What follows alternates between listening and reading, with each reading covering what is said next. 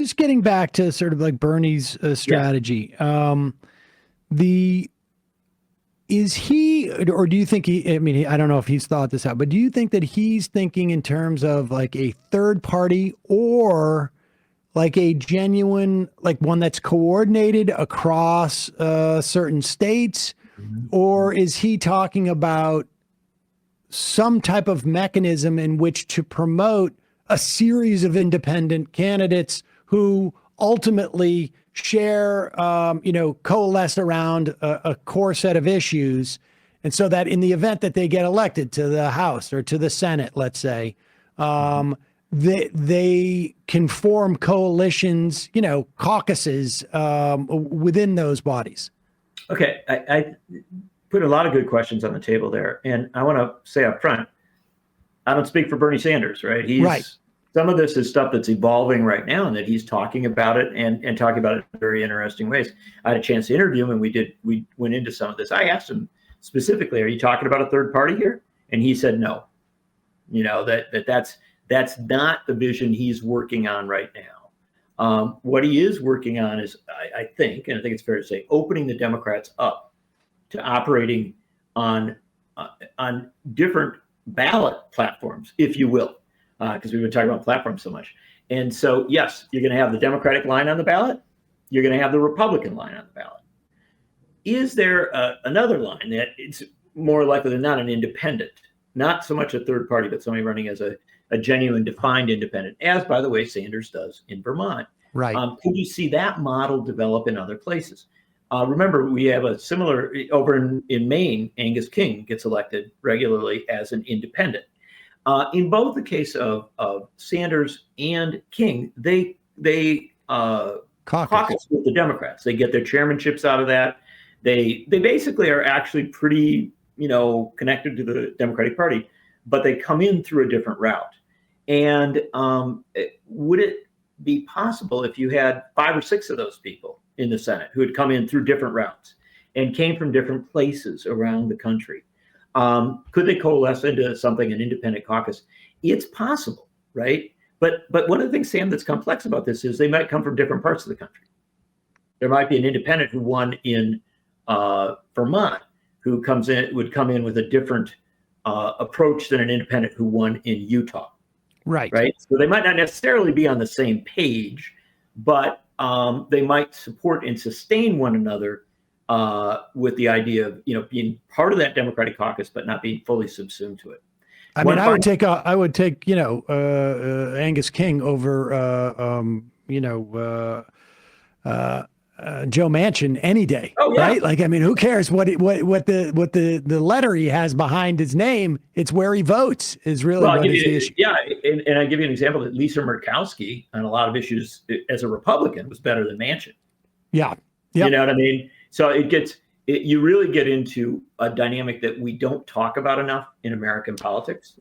The only thing I would say about the difference between, Murkowski and King, obviously, regardless of the voting record, is who she empowers to run the Senate. Absolutely. Her presence as a Republican. So he's basically looking, it seems to me, I mean, at least from what you've gleaned as to where he's at so far, is a sort of all of the above. And who is he directing this to? Like, for instance, in New York, we have fusion parties, right? Yeah. So I will vote on the WFP line. I'm registered as a Democrat because I want to choose who's going to be the nominee in that, but I will vote on the WFP line. Once in a blue moon, they'll put up an actual WFP candidate in New York, but they're also building out in Connecticut and I think in Pennsylvania, and there's a couple other states where the WFP sometimes runs, on a more local level. But who is he saying this to? Like, I mean, like, I think it's fair to say, and again, not speaking for the guy, I think it's fair to say he's saying it to 2 groups. Number one, to progressives who are trying to figure out where, how do we deal with this situation that we're in, right? Because we have been saying for a very long time, the Democratic Party is not doing enough outreach to a multiracial, multi-ethnic working class. Now we have evidence that has really proven to be very harmful to the party. right? It's had an impact on an election. There's an openness to a discussion about this, but how do we actually make the Democratic Party get better on these issues, right? And how do we, frankly, get the Democratic Party to stop being stupid, right, about an awful lot of stuff? And that's a hard challenge, because I'll give you a good example. One of the things that I've seen recently is there's a lot of people who are saying, oh, well, the Democratic Party has got to move to more socially conservative stance. Like somehow that's gonna win things over, or de-emphasize support for LGBTQ rights or things like that. That's just stupid. There's not, even the people who are at the top level of the Harris campaign say that what was moving the votes prior to the election was the Trump ads attacking Bidenomics, right? It wasn't, all the vicious anti-trans ads and things like that. It was, it was still these economic ads that were having this profound impact.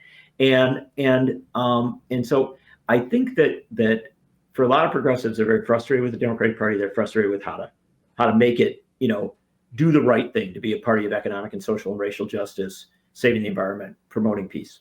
And so what Sanders is saying is, well, there's routes here. There are ways to try and work sometimes within the party, but sometimes outside of it, to have primaries, to do things and that. So that's one place where I think he's speaking to progressives around the country and that. The other place I think he's speaking, and it's because of the prominence of being a U.S. senator, is to the leadership of the party.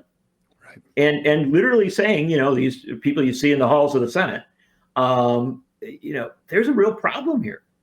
And that you've got to become more flexible, at the very least, in how you respond to things, so that the Democratic Party is not kind of locked into a losing cycle. And Sam, this is the big deal. We are in a whipsaw moment in our politics in America right now. The last president of the United States, I hope I'm right about this, I think I am, who had 4 years with a party, with a Congress controlled entirely by his own party, was Jimmy Carter. We've whipsawed all the way through. We've had Scott Brown made it impossible for Obama. Yeah. But it's true. And then Obama, ultimately he lost, his majorities and stuff like that. And so did Clinton, but so did Bush. And then we've recently been on an even more intensive whipsaw cycle, where since Obama left, we're now into we're on our third president party that was in power, right? Party of power losing the presidency, right?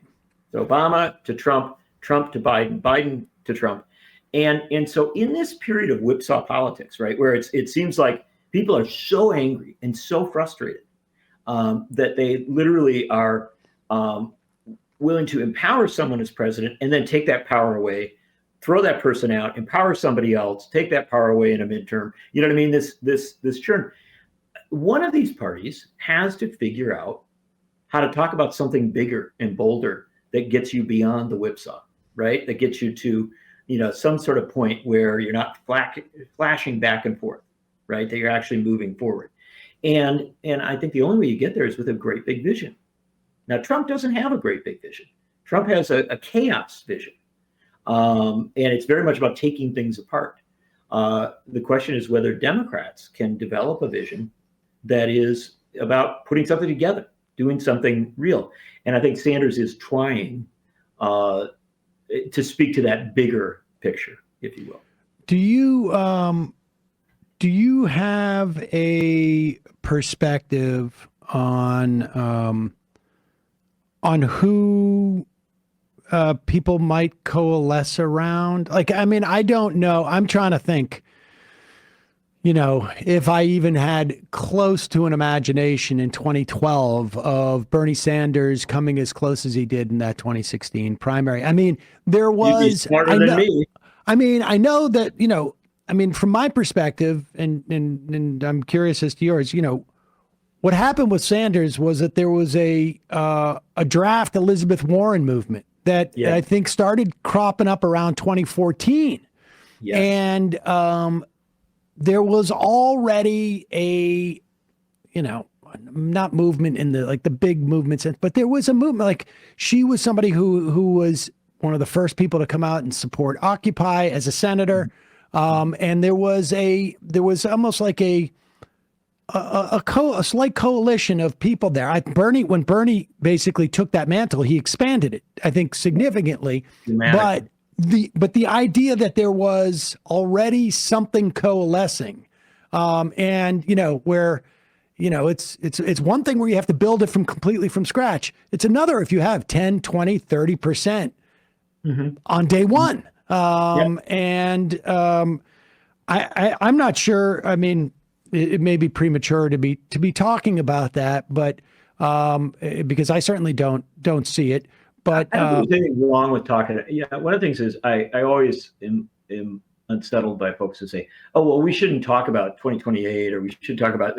No, of course you should, right? That's what political people do when they're not on camera, right? It's just that the advantage of this show. I hope one of the things that you're respected for is your willingness to bring it on, right? To actually have the deeper conversations, the more fundamental conversations. And so I think that we do see the outlines, the rough outlines. Initially, you're going to have this race for chair of the DNC, right? And that, in its own way, it has some definitional power. But beyond that, then we do start to talk about 2028. And of course, there are already people positioning. There's no question. I think it's very notable that Chris Murphy, the senator from Connecticut, has basically, tried to grab that lane. Right. Yep. And you can like him, dislike him, agree with him, disagree with him, but it's pretty clear that he is, he's moving more toward that progressive populist message. Very interesting to watch. You always are intrigued when things like that happen. But I also think, and I think this is important to say, I think there is a little boomlet, a little interest in AOC. Yep. And again, you can dislike, agree, disagree, but I think there's a discussion out there. One of the things that I think you have to recognize is, I happen to believe that the worst lesson you could take away from the 2024 election would be that we can't have a woman president, or we can't have a person of color as president. I don't think that's true. I think that it is absolutely time for a woman as president of the United States. And I also think that it is absolutely true that as this country becomes more diverse, we have to be looking at candidates who are far more diverse than the pool we have traditionally looked at. I think that's important to say, because sometimes after you have a defeat, you go toward a cautious space, right? 2016 gave us Joe Biden, right? Very kind of cautious candidate. And I think you'll have some pressure for that. But if you're going to get out of this sort of again, that whipsaw situation, right? Yep. Then I think you do need you want to look at more dynamic figures who might come up. And there's a lot of folks who are talking about a run, and or at least who are being talked about as such. I hope they get out there early and start, trying to build something up, right? Yeah. Well, I definitely think that Harris was hurt by the lack of a primary campaign, not even both as a candidate, but also in terms of how it was educating and engaging the electorate. Hey, folks, don't forget to hit the subscribe button and check out our daily show. We do it every day at 12 p.m. Eastern for about 2.5 hours. We even take phone calls. You should check that out.